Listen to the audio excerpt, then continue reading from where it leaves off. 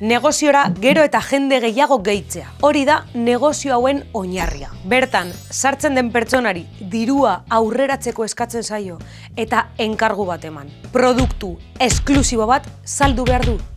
Bere kabuz. Baina, eta hau da gakoa, etekinak lortzeko ez da nahikoa izaten salmenta horretatik eskuratzen den dirua.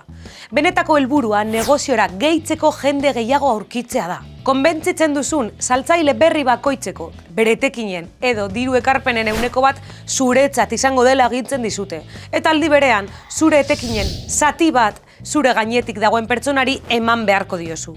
Nork irabazten du dirua orduan? Edo nola?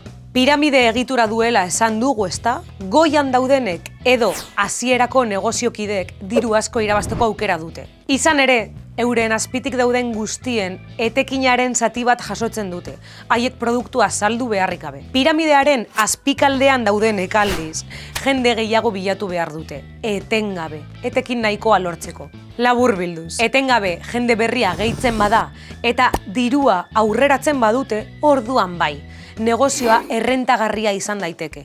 Saltzaile berriak lortzeari uzten denean aldiz, negozio osoa hasten da kale egiten. Hori bai, behetik gora. Saltzaile berriak lortzen ez dituztenek ezingo dute diru nahikoa irabazi. Eta negozioa utziko dute pizkanaka. Goi-goian daudenek, ordea, dirua irabazten jarraituko dute saltzaile guztiek lana uste duten arte.